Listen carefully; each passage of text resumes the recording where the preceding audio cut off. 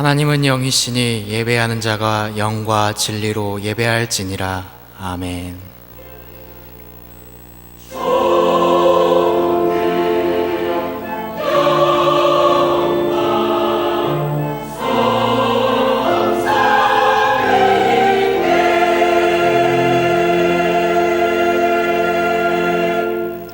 사랑하는 성도 여러분, 여호와는 마음이 상한 자에게 가까이 하시고 중심에 동의하는 자를 구원하시는도다 라고 하셨습니다.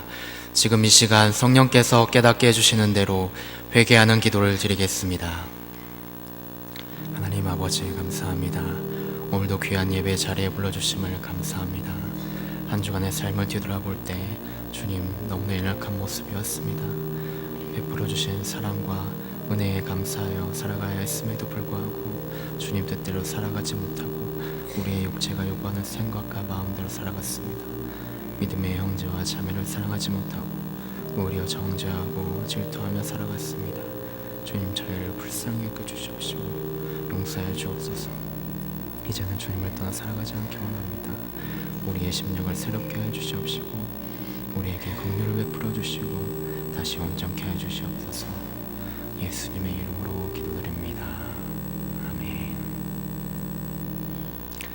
만일 우리가 우리 죄를 자백하면 저는 미쁘시고 의로우사 우리 죄를 사하시며 모든 불의에서 우리를 깨끗하게 하실 것이요. 사랑의 하나님, 이 놀라운 은총을 우리에게 허락하시니 감사합니다. 이제 우리가 법 아래 있지 않고 은혜 아래 있기에 더 이상 죄가 우리를 주관치 못할 줄 믿습니다. 우리를 성령으로 강건케 하시고 충만케 하여 주옵소서. 예수님의 이름으로 기도드립니다. 아멘. 전능하사 천지를 만드신 하나님 아버지를 내가 믿사오며 그 외아들 우리 주 예수 그리스도를 믿사오니 이는 성령으로 잉태하사 동정녀 마리아에게 나시고 본디오 빌라도에게 고난을 받으사 십자가에 못 박혀 죽으시고 장사한 지 사흘 만에 죽은 자 가운데서 다시 살아나시며 하늘에 오르사 전능하신 하나님 우편에 앉아 계시다가 저리로서 산자와 죽은 자를 심판하러 오시리라. 성령을 믿사오며 거룩한 공예와 성도가 서로 교통하는 것과 죄를 사하여 주시는 것과 몸이 다시 사는 것과 영원히 사는 것을 믿사옵나이다. 아멘. 예수께서 이르시되 나는 생명의 떡이니 내게 오는 자는 결코 줄이지 아니할 터이요 나를 믿는 자는 영원히 목마르지 아니하리라. 나는 하늘에서 내려온 살아있는 떡이니 사람이 이 떡을 먹으면 영생하리라. 내가 줄 떡은 곧 세상의 생명을 위한 내 살이니라 하시니라. 내 살을 먹고 내 피를 마시는 자는 영생을 가졌고 마지막 날에 내가 그를 다시 살리리니 내 살은 참된 양식이요 내 피는 참된 음료로다. 내 살을 먹고 내 피를 마시는 자는 내 안에 거하고 나도 그의 안에 거하나니 살아계신 아버지께서 나를 보내시며 내가 아버지로 말미암아 사는 것 같고 나를 먹는 그 사람도 나로 말미암아 살리라. 새 계명을 너희에게 주노니 서로 사랑하라. 내가 너희를 사랑한 것 같이 너희도 서로 사랑하라. 너희가 서로 사랑하며 이로써 모든 사람이 너희가 내 제자인 줄 알리라. 아멘.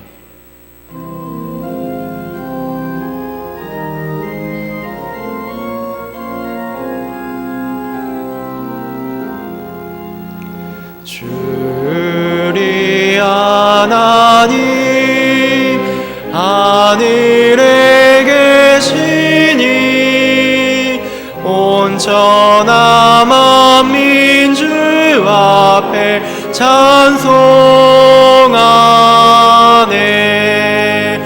이 천지 만물도 주 앞에 엎드려 그 거룩하신 이름을 높이네.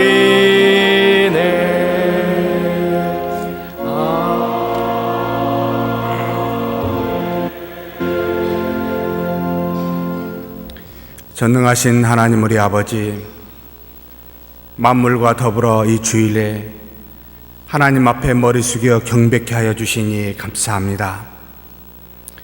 우리를 하나님의 자녀 삼으사 영생을 얻어 하나님 나라에 살 수 있도록 인도하여 주셨고, 이 땅에 사는 동안 하나님의 은혜 속에 거하사 우리 믿음으로 살게 하시며, 우리 육체는 하나님이 주신 일용할 양식으로 날마다 공개받을 수 있도록 이끌어 주시니 감사합니다. 그래서 이렇게 하나님 앞에 거룩한 주일 경배 드릴 때 우리 믿음과 더불어 주신 물질 중에 일부를 구별하여 사람이 떡으로만 사는 것이 아니라 하나님의 말씀으로 사는 것임을 고백하기 위하여 11조와 감사와 선교와 각종 목적 헌금으로 하나님 앞에 드리오니, 우리 믿음 받아주시고 우리가 드려진 예물들은 하나님의 나라와 의를 위하여 이 땅에서 귀하게 지혜롭게 사용하여 주시옵소서. 우리에게 주신 바 또한 이 땅에 하나님의 나라와 의를 위하여 사명을 허락하여 주셨사오니, 교회 안에서 곳곳에서 몸된 교회를 섬기고 사랑하는 우리 하나님의 영혼들을 섬기게 도와주시니, 하나님 그 봉사하는 모든 손길 가운데 주께서 은혜 위에 은혜를 더하시고 받는 자보다 주는 자가 더 복되다는 것을 실천함으로 깨닫게 하여 주시옵소서. 또한 교회 밖에서 수많은 악이 있지만, 그러나 죄는 미워하고 죄인은 사랑하라는 하나님의 말씀을 따라 우리가 오늘도 내일도 사랑의 수고를 아끼지 아니하는 차별 없는 이 땅의 삶을 이루어 가도록 우리를 붙들어 주시옵소서.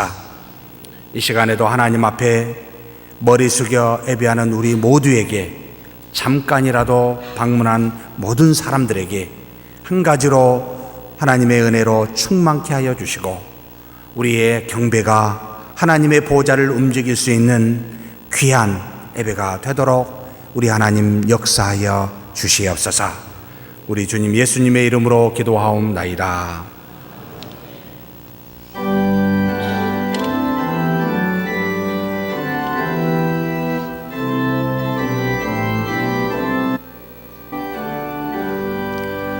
놀랍다 주님의 큰 은혜, 우리의 죄를 속하시려 갈보리 십자가 위에서 어린 양 보혈을 흘렸네.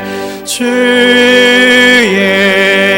은혜 우리의 죄를 다시 섰네. 주의 은혜 우리의 죄를 다시 섰네. 죄악은 성난 파도 같이 우리 영혼을 위협하나 헤아릴 수 없는 주의 십자가에서 보이셨네. 주의 은혜 우리의 죄를 다시 섰네. 주의 은혜 우리의 죄를 다시 섰네. 죄악에 물든 영혼들을 주께서 피로 씻으시네. 지금도 흐르는 그 피에 눈보다 더이 계시으라. 주의 은혜 우리의 죄를 다시 섰네. 주의 은혜 우리의 죄를 다시 섰네. 수 없는 그 은혜를 믿는 자에게 거저 주네. 형제여 주 앞에 나와서 더 지체 말고 고파들아. 주의 은혜 우리의 죄를 다시 섭네. 주의 은혜 우리의 죄를 다시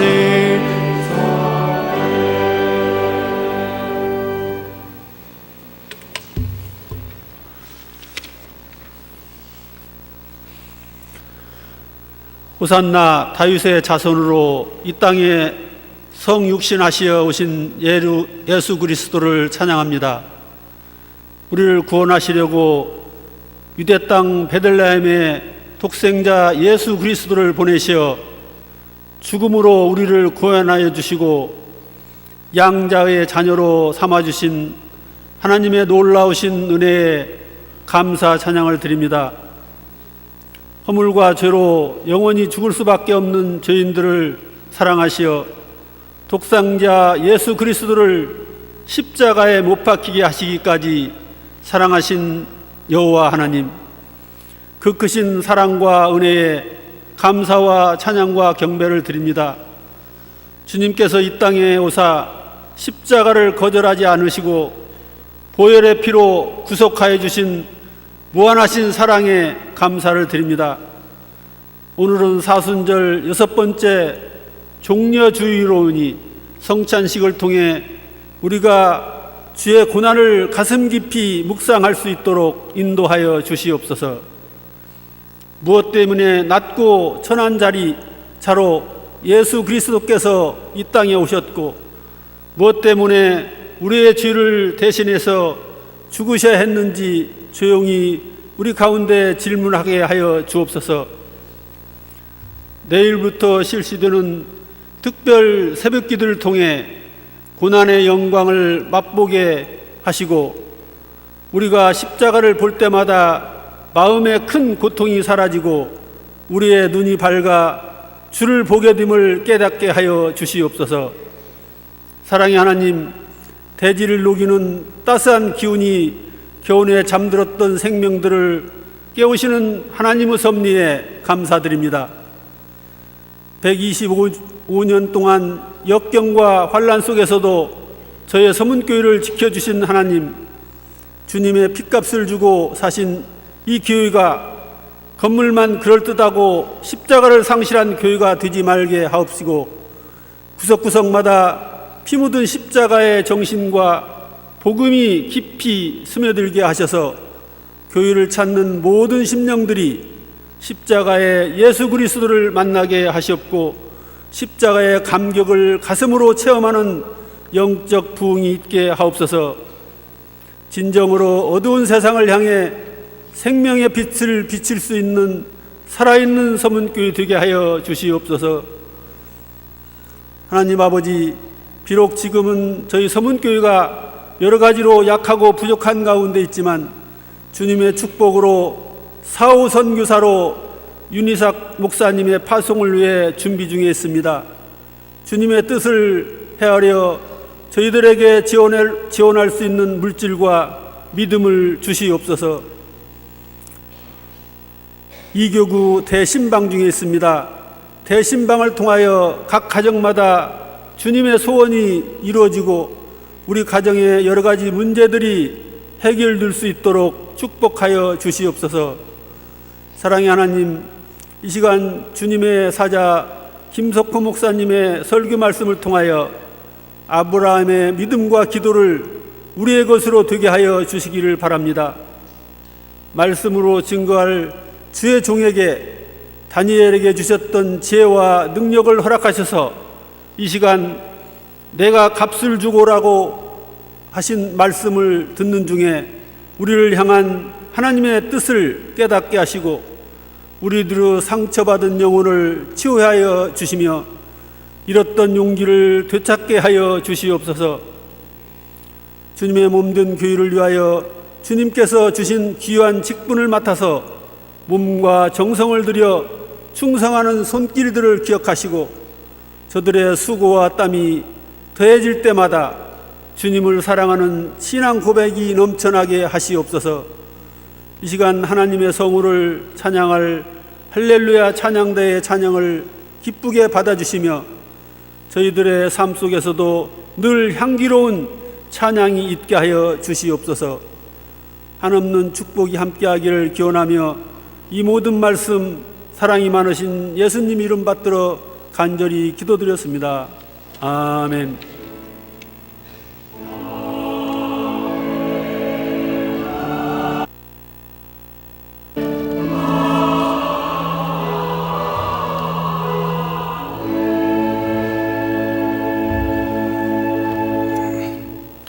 시간에는 하나님 앞에서 거룩한 예식인 성찬식을 거행하겠습니다. 이 예식은 우리 주 예수님께서 십자가에 죽으시기 전날 밤에 제자들과 함께 마지막 최후의 만찬을 하시면서 친히 제정하신 예식입니다. 그의 재림하시기까지 그의 죽으심과 부활하심을 기억하며 그리스도를 믿고 고백하며 기념하는 그런 예식입니다. 그러므로 이 성찬식은 성령께서 임재를 통해 우리에게 힘을 주시고 그래서 죄를 대적하게 하시며 모든 고난에서 우리를 견고하게 하시고 또 믿음을 튼튼하게 만들어 주시며 성도의 도리를 감당하게 하시고 사랑과 열심으로 감화케 하시며 믿음과 거룩한 관심을 일으키시고 우리 마음의 평안과 영생의 소망을 확장하게 하시는데 무한한 은혜가 있습니다. 그러니 이 예식은 교회의 전통에 따라 무음입교인만이 떡과 잔을 받을 수 있으므로 그렇게 하시고 마지막 시간까지 경건한 마음으로 우리 모두 동참하여 은혜 받으시길 주의 이름으로 축복합니다. 한번 기도하겠습니다. 하나님 감사합니다.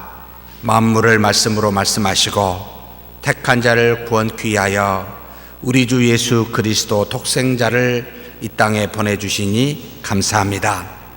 우리의 죄를 위하여 십자가에 죽으시고 부활하심으로 우리를 구원하신 그 놀라운 은혜 또한 감사를 드립니다. 이 시간에 주님께서 말씀하신 대로 주의 피와 살을 대신하여 떡과 포도주를 먹고 마실 때 우리 가운데 성령이 임재하여 주시고 주님이 재림하시기까지 주님만 믿으며 주님만 찬양하며 영광 돌리는 우리 모두가 되게 하여 주시옵소서. 우리 주 예수 그리스도의 이름으로 기도하옵나이다. 아멘. 성찬위원들은 앞으로 나와 주시기 바랍니다. 우리 다 같이 찬송가 149장 1절에서 4절만 우리 같이 찬송하시겠습니다.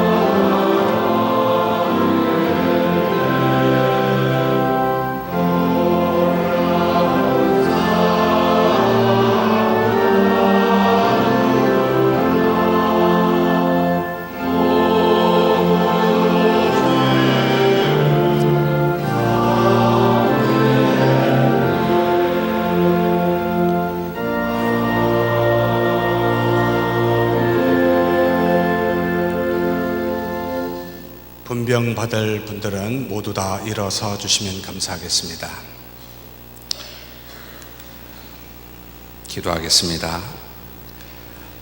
이 떡은 6월절 날 최후의 만찬에서 주께서 제정하시며 내 몸이라 말씀하신 것으로 주님의 말씀을 따라 우리가 이 떡을 먹음으로써 우리의 몸도 주님의 몸과 함께 십자가에 못 박혀 죽었음을 고백합니다. 그러므로 이제 우리의 몸은 죽은 줄 알고 몸에서 나오는 모든 육신의 정욕은 이제는 다 버리게 하여 주시고 오직 내 안에 계신 성령의 소욕을 따라 살기를 간구하오니 우리 성령께서 이 시간 우리의 믿음을 붙들어 주시옵소서. 우리 주님 예수님의 이름으로 기도하옵나이다. 아멘.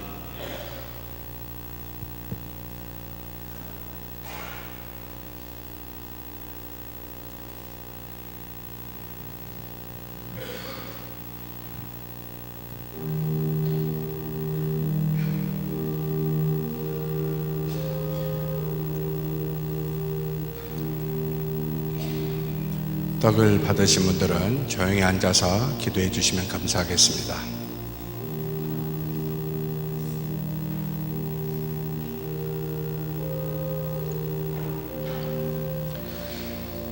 고린도전서 11장 23절에서 29절 말씀에 이렇게 말씀하십니다. 내가 너희에게 전한 것은 주께 받은 것이니 곧 주 예수께서 잡히시던 밤에 떡을 가지사 축사하시고 떼어 가라사대 이것은 너희를 위하는 내 몸이니 이것을 행하여 나를 기념하라 하시고 식후에 또한 이와 같이 잔을 가지시고 가라사대 이 잔은 내 피로 세운 새 언약이니 이것을 행하여 마실 때마다 나를 기념하라 하셨으니 너희가 이 떡을 먹으며 이 잔을 마실 때마다 주의 죽으심을 오실 때까지 전하는 것이니라. 그러므로 누구든지 주의 떡이나 잔을 합당치 않게 먹고 마시는 자는 주의 몸과 피를 범하는 죄가 있느니라. 사람이 자기를 살피고 그 후에야 이 떡을 먹고 이 잔을 마실지니 주의 몸을 분변치 못하고 먹고 마시는 자는 자기의 죄를 먹고 마시는 것이니라. 요한복음 6장에 또 이렇게 말씀하십니다. 진실로 진실로 너희에게 이르노니 믿는 자는 영생을 가졌나니 내가 곧 생명의 떡이로다. 너희 조상들은 광야에서 만나를 먹어서도 죽었거니와 이는 하늘로서 내려오는 떡이니 사람으로 하여금 먹고 죽지 아니하게 하는 것이니라. 나는 하늘로서 내려온 산 떡이니 사람이 이 떡을 먹으면 영생하리라. 나의 줄 떡은 곧 세상의 생명을 위한 내 살이로라 하시니라. 아멘. 혹 떡을 들지 않으신 분들은 손을 들어서 표해 주시면 감사하겠습니다.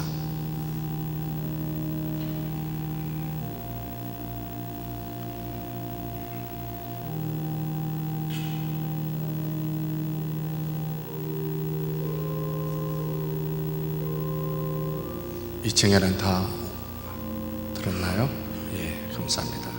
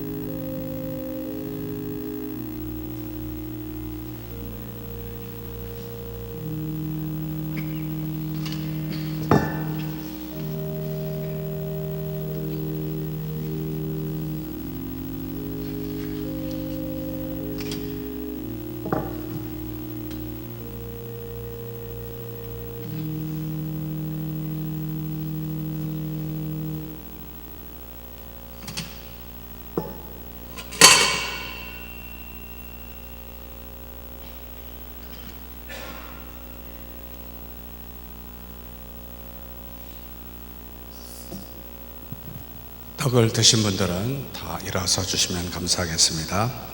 기도하겠습니다.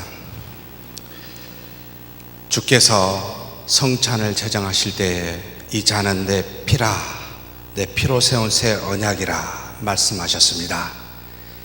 주님의 말씀을 따라 이 잔을 마시면서 주님이 흘리신 보혈로 말미암아 우리의 죄가 단번에 사해졌을 뿐만 아니라 또한 이 피로 말미암아 영원한 생명을, 영생을 가졌음을 감사하며 하나님께 고백합니다.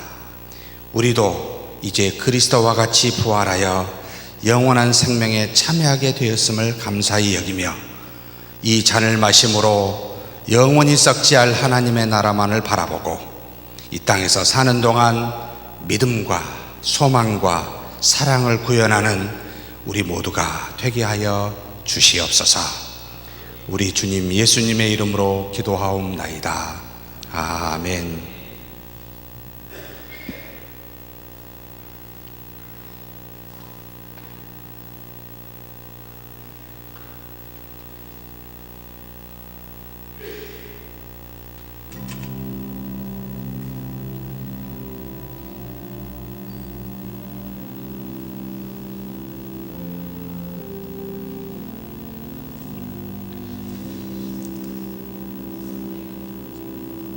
마태복음에 이와 같이 말씀하셨습니다. 또 잔을 가지사 사례하시고 저희에게 주시며 가라사대 너희가 다 이것을 마시라. 이것은 죄 사함을 얻게 하려고 많은 사람을 위하여 흘리는 나의 피, 곧 언약의 피니라. 그러나 너희에게 이르노니 내가 포도나무에서 난 것을 이제부터 내 아버지의 나라에서 새 것으로 너희와 함께 마시는 날까지 마시지 아니하리라 하시니라. 요한복음 6장에 이렇게 말씀하십니다. 예수께서 이르시되 내가 진실로 진실로 너희에게 이르노니 인자의 살을 먹지 아니하고 인자의 피를 마시지 아니하면 너희 속에 생명이 없느니라. 내 살을 먹고 내 피를 마시는 자는 영생을 가졌고 마지막 날에 내가 그를 다시 살리리니 내 살은 참된 양식이요 내 피는 참된 음료로다.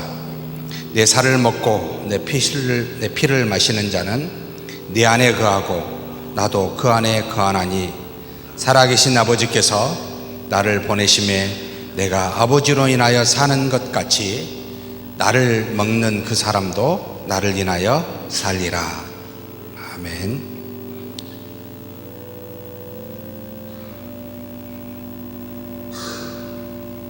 잔을 못 드신 분들은 분잔이온이 지나갔음에도 불구하고 들지 못하신 분들은 손을 들어서 폐해 주시면 감사하겠습니다.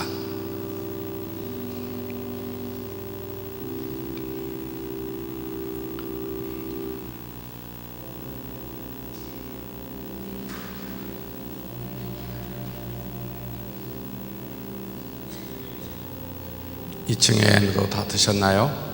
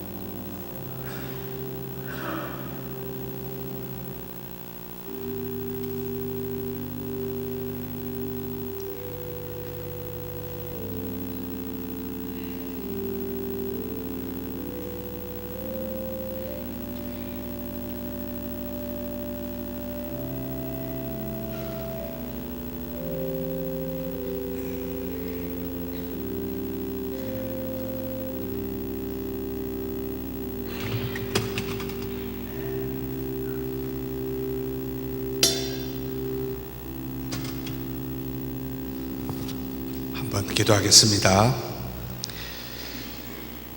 거룩한 뜻을 따라 구원의 협약과 성취와 적용으로 하나님의 나라를 이루어 가시는 하나님 아버지, 이 시간 그리스도께서 마지막 날 밤에 떡과 포도주에 축사하사 주님의 살과 피를 먹고 마시는 자에게 영생을 허락하여 주셨듯이 여기 모여 주님의 살과 피를 나누는 우리 모두에게 동일한 영생의 복을 누리게 하여 주시옵소서. 이제 하나님의 뜻이 이 땅에서 이루어져 싸우니 주님이 재림하시기까지 우리로 하나님의 나라와 의를 위하여 교회 안에서 세상에서 그 뜻을 이루어가는 우리 모두가 되게 하여 주옵소서. 그리스도의 몸과 피를 먹고 마셨사오니 우리 모두에게 평안의 매는줄로 하나가 되게 하시되 어둠의 세상에서 모든 악을 이기게 하여 주시고 오직 하나님의 선한 뜻만을 드러내는 우리 모두가 되게 하여 주옵소서. 우리 주 예수 그리스도의 이름으로 기도하옵나이다. 아멘.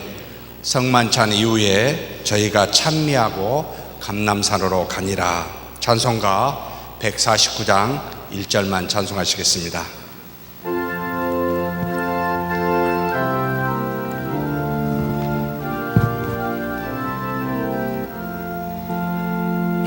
주 달려주기 십자가 우리가 생각할 때에 세상에 속한 욕심을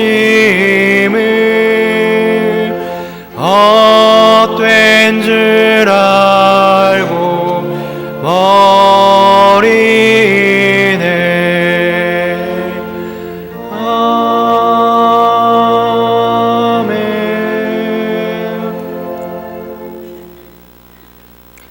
오늘 보실 말씀은 사무엘하 24장 21절에서 25절까지의 말씀입니다. 구약성경 507페이지에 있습니다. 제가 봉독하겠습니다. 이르되 어찌하여 내 주 왕께서 종에게 임하시나이까 하니 다윗이 이르되 내게서 타작마당을 싸서 여호와께 제단을 쌓아 백성에게 내리는 재앙을 그치게 하려 함이라 하는지라. 아리오나가 다윗에게 이르되 아뢰되 원하건대 내 주 왕은 좋게 여기시는 대로 취하여 드리소서. 번제에 대하여는 소가 있고 뗄 나무에 대하여는 마당질하는 도구와 소의 멍에가 있나이다. 왕이여 아라우나가 이것을 다 왕께 드리나이다 하고 또 왕께 아뢰되 왕의 하나님 여호와께서 왕을 기쁘게 받으시기를 원하나이다. 왕이 아리우나에게 이르되 그렇지 아니하나 내가 값을 주고 내게서 살이라.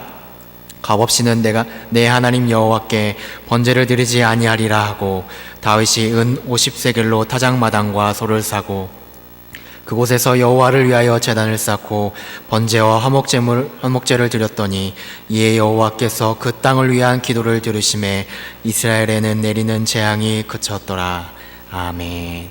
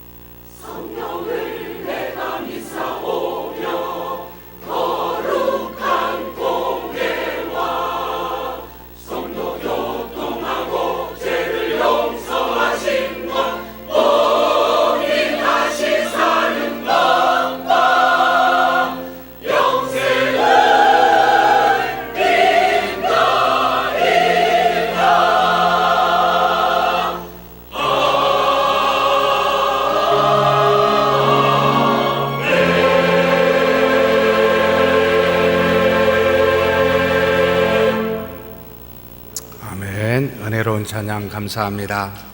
우리 하나님께서 영광 받으신 줄 믿습니다. 하나님, 이렇게 하나님 앞에 머리 숙여 거룩한 주일 하나님께 경배케 하여 주시고 우리의 영혼을 소생하도록 하나님 말씀 허락하여 주시니 감사합니다. 우리 마음속에 있는 모든 세상의 염려와 근심은 버리게 도와주시고 하나님의 말씀을 경청하여 성령이 주시는 그 능력대로 깨달아 알아 순종할 수 있도록 붙들어 주시옵소서. 우리 주님 예수님의 이름으로 기도하옵나이다.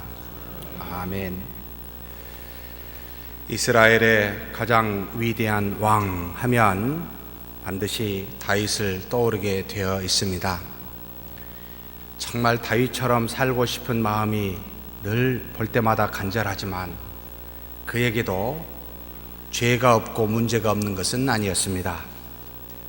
크게 따지면 한 두 가지가 있고 또 세부적으로 들어가면 참 많이 있지만 그의 40년의 통치 1010년부터 BC 1970년까지 이 40년의 통치 기간에 전반부는 하나님의 능력과 은혜 속에 이스라엘을 중건하고 부흥하고 막강한 나라로 만드는 하나님의 가시적 역사와 그 영광이 나타났던 시기요.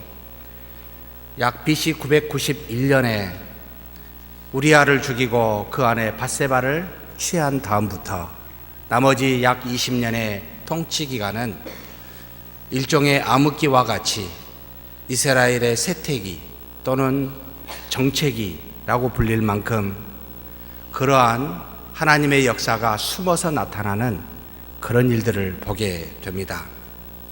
그럼에도 불구하고 이 두 다른 20년의 기간 동안 하나님은 한 번도 다윗을 떠나보신 적은 없었습니다. 그래서 우리는 여기에서 크게 한 두 가지 정도 교훈을 받았으면 좋겠습니다. 하나는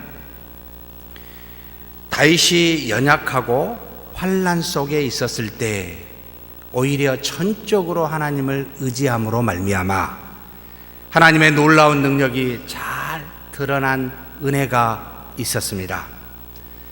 그런데 오히려 안정된 시기, 성취하여 뭔가 이루어진 시기에 다윗이 시험에 빠져 죄를 짓게 됨을 보게 된다면 사랑하는 성도 여러분, 위험할 때는 언제일까요? 뭔가 잘 될 때, 잘 나갈 때 조심하라 라는 첫 번째 경계, 교훈이 있습니다. 두 번째는 하나님의 은혜는 한 번 택하여 기름 부음을 받은 사람에게, 곧 믿음의 사람들에게는 비록 죄를 지었다 할지라도 떠나지 아니하시고 보이지 않는 섭리로 보호하시고 인도하고 계신다는 점입니다. 사울이 죄를 지었어도 40년의 통치를 이루게 했고 다윗도 범죄할 때마다 떠나지 아니하시고 처음에는 사무엘로, 두 번째는 나단으로, 이제 마지막 즈음에는 가시라는 선지자를 통하여 그의 죄가 무엇인지를 지속적으로 알려주고 돌이키도록 인도하시는, 정말 떠나지 아니하시는 그 하나님의 놀라운 은혜, 지속적으로 이루어진다는 것을 기억하십시다. 그래서 통행하시는 하나님, 그 믿음을 가지고 사는 저와 여러분이 되기를 축복합니다. 오늘 읽은 본문도 이런 관점에서 본문을 읽으셨으면 좋겠습니다. 다윗의 통치 마지막 즈음에 군 사령관에게 요압에게 다윗이 범죄할 만한 하나님을 의지하기보다 병마를 의지하는, 군사를 더 의지하는, 그래서 이스라엘과 유다의 인구를 조사하라는 명령을 하는 그 통치 마지막 즈음에 범죄하는 장면입니다. 요압과 군대 사령관들은 하나님을 의지하시라고 다윗 왕에게 그렇게 요청함에도 불구하고 다윗이 그들을 자꾸 재촉하여 그 명령을 따라 이 신하들로 하여금 9개월 20일 동안 이스라엘과 유다 전역을 다니면서 20세 이상 된 창을 들을 수 있는 남자를 계수하여 이스라엘은 80만 명이요 유다 족속은 50만 명이라 도합 왕에게 130만 명이 있습니다 라고 보고하는 그와 같은 죄를 범하게 됩니다. 다윗이 조사한 후에야 마음에 자책하고 하나님 앞에 자신이 큰 죄를 지었나라고 심히 미련하게 행했노라고 그 죄를 사해달라고 그렇게 간구합니다. 하나님께서 선지자 갓을 통해서 3가지 징계를 줄 테니까 그 중에 하나를 골라라. 참 하나님도 자비스러우시지요. 징계도 선택하여 주시는, 첫째는 이스라엘 땅에 7년의 기근이 있을 거고, 두 번째는 너의 대적이 3개월 동안 너를 쫓아 도망가게 할 것이고, 세 번째는 3일 동안 이 이스라엘 땅의 백성에게 전염병이 있을 것이다. 셋 중에 하나 택하라.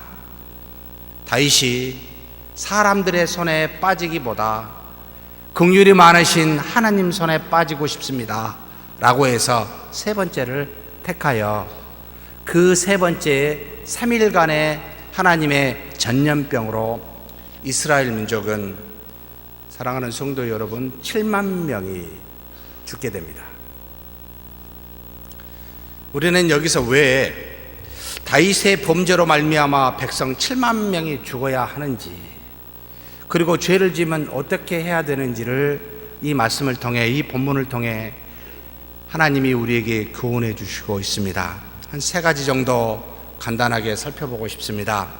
먼저 다윗의 범죄로 말미암아 이스라엘을 징계하시는 하나님의 진노는 사실 다윗에게서 기인한 것이 아니라 이스라엘 백성에게서 기인한다고 성경은 사무엘하 24장 1절에 먼저 증거하고 있습니다.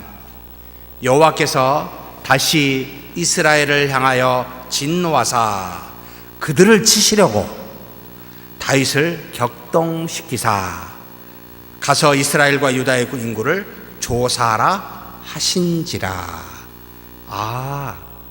이스라엘 이 민족이 뭔가 하나님의 진노함을 가지고 있어서 그들을 징계하시기 위해서 하나님이 다윗의 범죄를 사용하셨구나.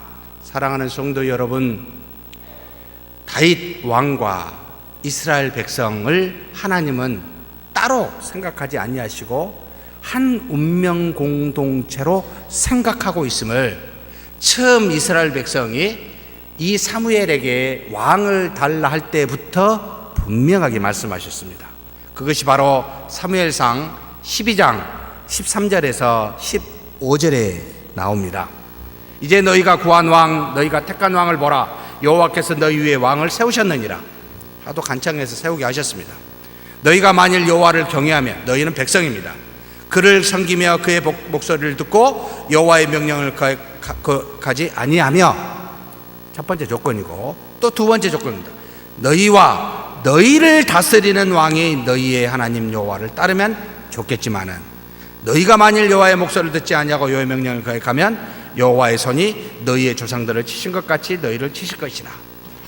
백성이 잘못하면 왕도 치게 되고, 왕이 잘못하면 백성도 치겠다는 하나의 운명 공동체로 하나님께서는 여기고 계십니다. 그러니 사랑하는 성도 여러분, 여기 계신 모든 분들은 당신은 당신이고 나는 납니다 라고 생각하지 마십시다. 우리 모두는 하나님께서 한 운명 공동체로 여기고 계시기에 형제의 죄악이 나에게까지 그 징계가 미친다는 겁니다. 한 사람의 죄로 말미암아 모두가 범죄함이 된 것 같이 이 하나님께서 처음 만드신 그 아담의 범죄로 모든 인류가 하나님 앞에 범죄한 것 같이, 여러분 여기에 계신 분 중에 단 한 사람도 나는 당신과 상관없어요 라고 생각하는 일이 없었으면 좋겠습니다. 당신의 잘못이 곧 내 잘못이라니까 그 잘못을 자꾸 말하여 스스로 얼굴에 침 뱉는 일이 없었으면 좋겠습니다. 그리고 내 잘못이 상대에게 징계하여 하나님의 진노를 내릴 수 있으므로 각별히 조심하여 우리 스스로를 되돌아보는 저와 여러분이 되었으면 좋겠습니다. 그런데 도대체 어떤 이유로 하나님께서는 이 이스라엘 백성에게 진노하셨을까요? 바로 사무엘하 21장에 면밀하게 살펴보면 24장에서는 무슨 말씀을 하시지 아니하시는데 그 이전에 21장을 보게 되면 두 가지 사건을 통해서 이스라엘 백성이 하나님 앞에 죄를 짓고 있음을 추측할 수가 있습니다. 먼저 이 기브온 족속을 죽였던 30년이 넘은 사울의 잘못으로 인해 이스라엘 전역에 3년이라는 기근이 있었습니다.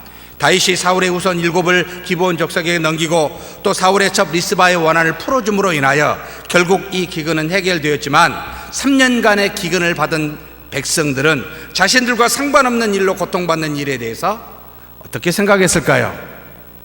믿음이 뛰어난 사람들이었다면 감사합니다 라고 했겠지만 그렇지 아니하였다면 바로 40년 동안 가나안 땅에 들어가기 전에 사막에서 그들이 하나님을 향하여 불평했었던 이스라엘의 조상들처럼 이들도 10중 8구 우리와 상관없는 일로 내가 고통받았다고 불평했음이 틀림없습니다. 뿐만 아닙니다. 무엇이 있습니까? 블레셋 사람들이 침략하는 사건이 있었습니다. 블레셋의 거인들 아낙 자손의 후예라고 보입니다.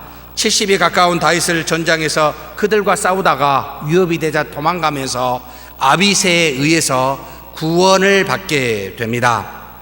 결국 무력과 같은 세상의 강한 힘이 이 다윗도 이스라엘 백성도 정말 용사들과 같은 많은 군대가 굉장히 중요하구나 라는 사실을 아마 보고 깨달았으리라고 생각이 됩니다. 하나님보다 세상의 힘을 더 의지하는, 그래서 그것을 더 중시 여기는 그들의 마음속에 교만함이 싹트기 시작한 것이 바로 하나님의 진노를 사게 합니다. 이 장면은 바로 23장의 후반부에 다윗의 용사 3명, 그 밑에 3명, 그 밑에 30명을 낱낱이 이름까지 기록하면서 도대체 왜 이걸 썼을까? 정말 열심히 엄청난 힘을 가진 용사들인가? 라고 의문이 들 정도로 그들이 그것을 다윗과 백성들이 중시 여겨 쓰게 함으로 여러분, 하나님보다 더 사람의 힘을 믿는 교만함이 하나님의 진노를 불러 일으켰음이 틀림없을 거라고 추측이 됩니다. 사랑하는 성도 여러분, 모든 만물과 그리고 이 땅에 속한 모든 전쟁과 그리고 우리가 가지고 있는 모든 생명은 오직 누구에게 속해 있습니까? 하나님께 속해 있습니다. 그래서 하나님은 딱 3일간 7만 명의 사람을, 그 생명을 앗아감으로 정신이 번쩍 나게 만드신 것이지요. 세상의 힘, 내가 너희의 생명을 주관하는 주권자임을 단 3일 동안만 보여줘도 여러분 전부 인정할 수밖에 없는 하나님의 위엄을 나타내 보여 주셨습니다. 이 땅에 있는 천재지변은 인간의 연약함과 하나님의 권능의 위엄을 드러내고 있음을 사랑하는 성도 여러분 기억해야 합니다. 불행이 없으면 좋지만 그러나 이 땅에 드러난 것은 하나님의 전지전능함을, 인간이 어찌할 수 없는 그와 같은 연약함을 분명하게 알라라고 교훈하고 있습니다. 그러니 하나님을 향한 원망과 불평이 있거나 하나님을 경외치 아니하고 세상을 의지하는 그와 같은 교만함은 사랑하는 성도 여러분, 하나님으로부터 반드시 돌이키도록 아프지만 징계를 주신다는 것을 기억하십시다. 그래서 교만하여 혹 징계를 받거든 어찌해야 될까요? 감사하셔야 됩니다.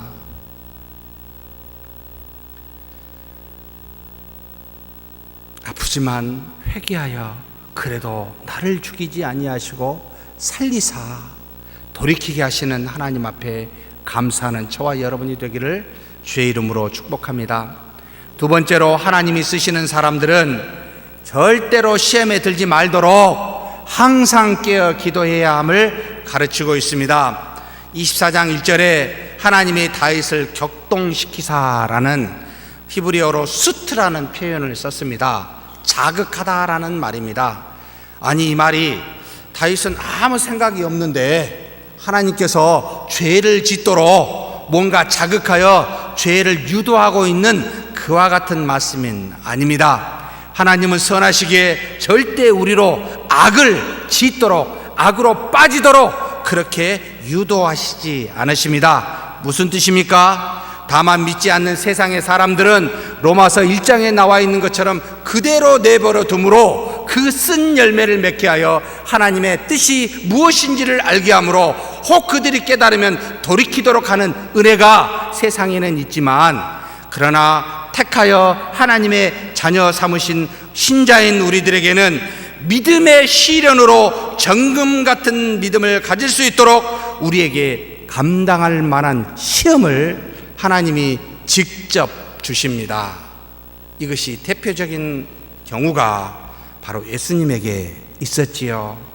성령의 인도로 사탄에게 시험을 받으사 40일 동안 금식하시고 줄인지라 돌을 향하여 떡덩이가 되게 하라라는 이 사탄의 시험을 받게 하신 하나님의 뜻, 이것은 우리 모두를 하나님을 믿는 믿음으로 살아가도록 하나님이 우리에게 감당할 만한, 넉넉히 이기고도 남을 만한 믿음으로 이것을 이길 수 있도록 하시는 은혜가 있습니다. 그래서 종종 우리에게 시험을 주십니다. 다윗도 마찬가지라는 말입니다. 그가 블레셋이 쳐들어왔을 때 늙은 나이에도 불구하고 용사들과 함께 전장에 나아갔습니다. 참 가상합니다. 정말 대단한 용감한 사람입니다.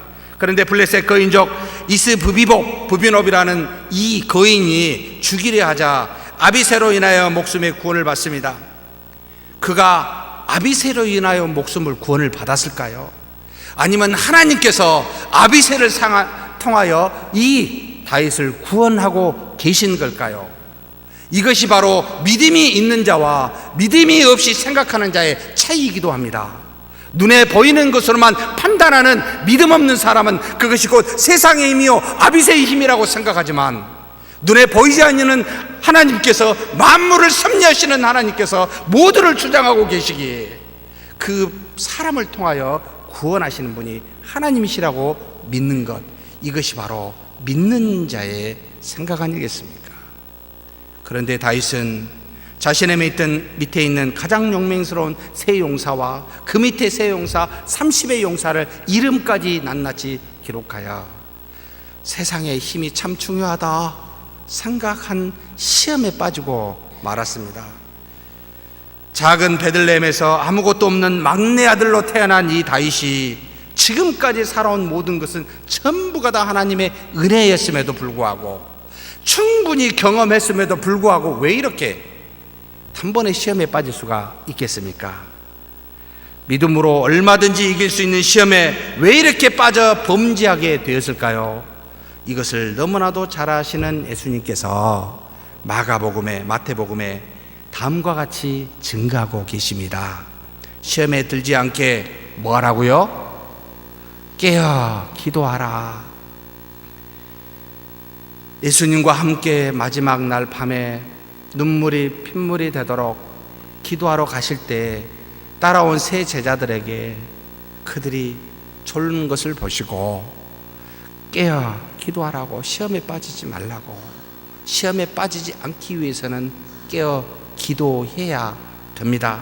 마음이 원인데 육신이 약하기 때문에, 우리는 너무나 육신에 의해 지배를 받기 때문에 기도하지 않으면 과거에 받은 경험과 은혜라 할지라도 지금 기도와 말씀이 없으면 시험에 빠지게 된다, 이 말입니다. 그래서 믿는 자는 날마다 깨어 하나님 앞에 기도하여 하나님의 은혜로 항상 덧입는 일이 있어야 합니다. 깨어 기도하지 않으므로 하나님의 은혜로 덧입혀 있지 않으면 얼마든지 세상에 있는 믿지 않는 저 벗은 사람들과 똑같이 시험에 빠져 악을 행할 수밖에 없는 연약함을 우리가 갖고 있다는 것을 기억하십시오. 다윗은 눈에 보이는 힘에 의해 생명을 보존함을 경험한 그였기에 한순간 하나님을 의지하기보다 그 세상의 힘을 의지하는 우를 범하였습니다. 하나님이 주신 믿음으로 하나님의 능력과 은혜가 나타납니다. 그래서 믿음은 우리로 시험에 빠지지 않게 하고 세상과 악을 이기게 하는 하나님의 역사와 능력이 나타나는 너무나 소중한 통로입니다. 그런데 사랑하는 성도 여러분, 기억하십시오. 이 믿음은 말씀과 기도로만 성장하고 유지한다는 사실을요. 말씀과 기도가 정지되고 쉬어진다면 그 순간 믿음 없는 자처럼 시험에 빠져 죄를 질 수밖에 없는 존재라는 겁니다. 결국 다윗은 23장 후반부에 나와 있는 그 이름들 때문에 그는 시험에 빠지고 말한 겁니다. 그러므로 우리도 시험에 빠지지 않기 위해서 날마다 말씀과 기도에 쉼이 없는 저와 여러분이 되기를 주의 이름으로 축복합니다.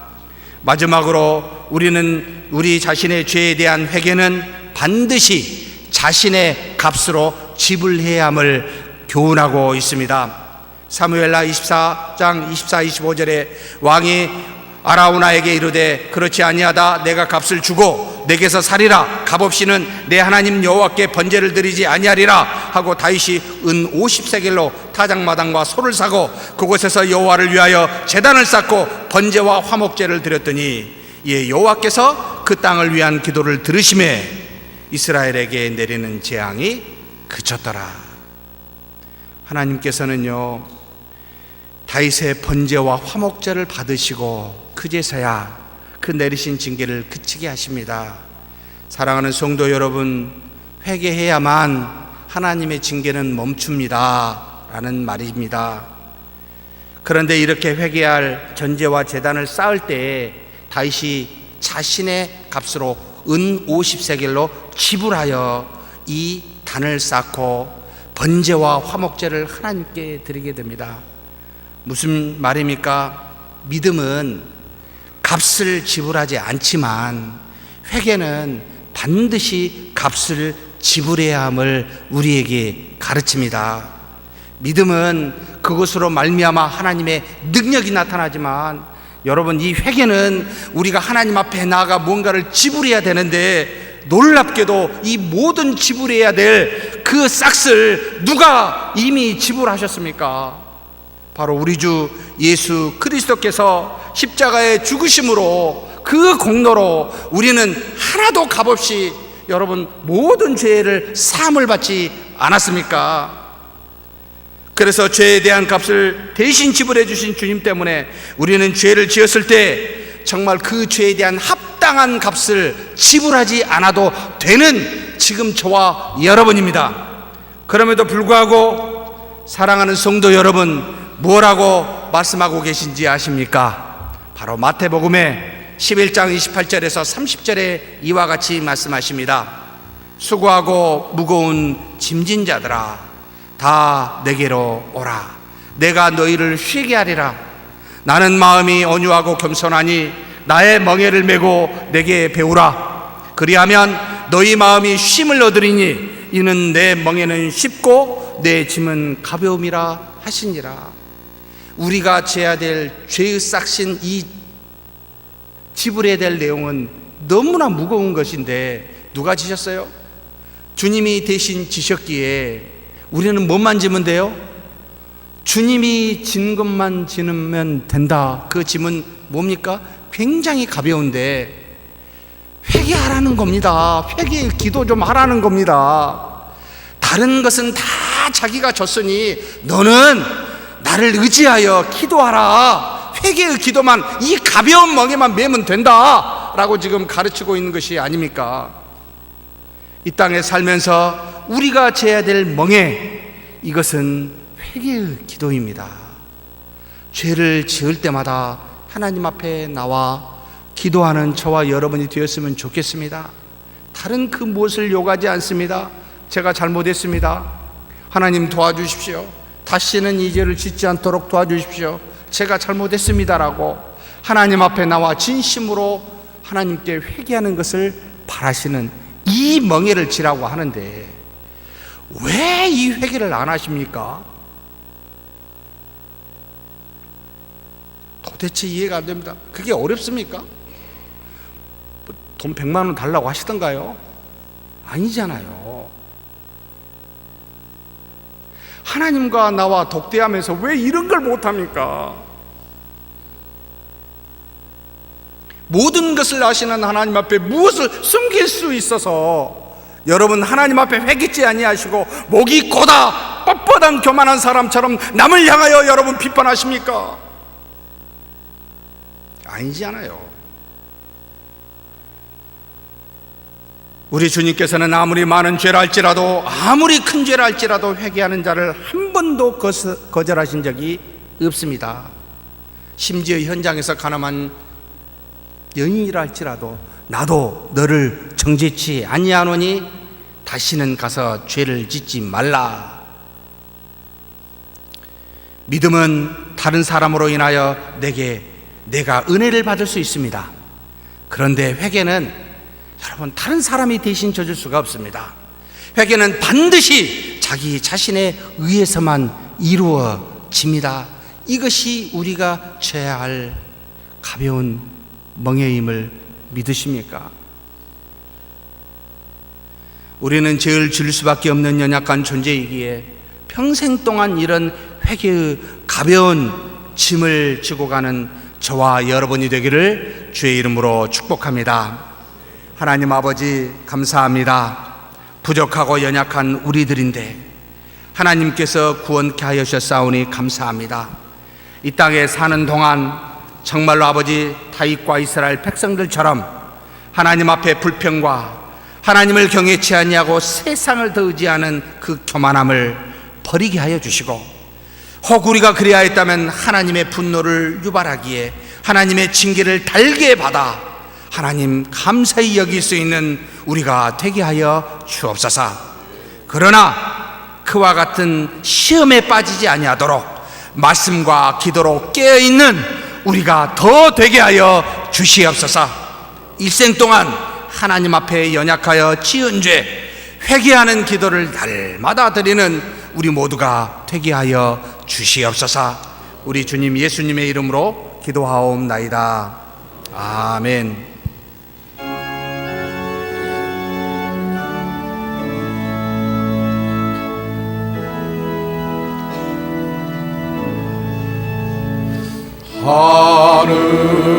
하늘에 계신 아버지 이름 거룩하사 주님 나라 임하시고 뜻이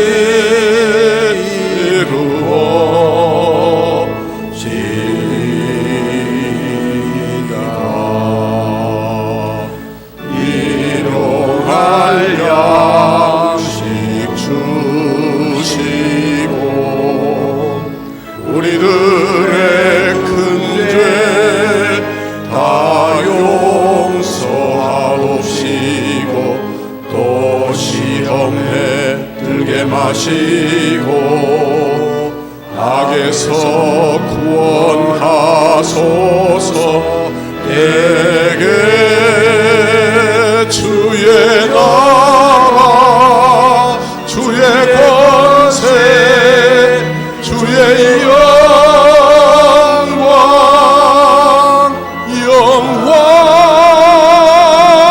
영원히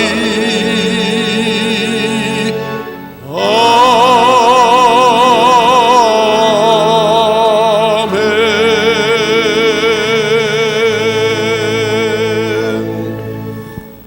여호와는 내게 복을 주시고 너를 지키시길 원하며 여호와는 그 얼굴을 내게 비추사 은혜 베푸시기를 원하며 여호와는 그 얼굴을 내게로 향하여 드사 평강 주시기를 원하노라. 주 예수 그리스도의 은혜와 하나님의 사랑과 성령의 교통하심이 너희 무리와 함께 있어지이다. 아멘.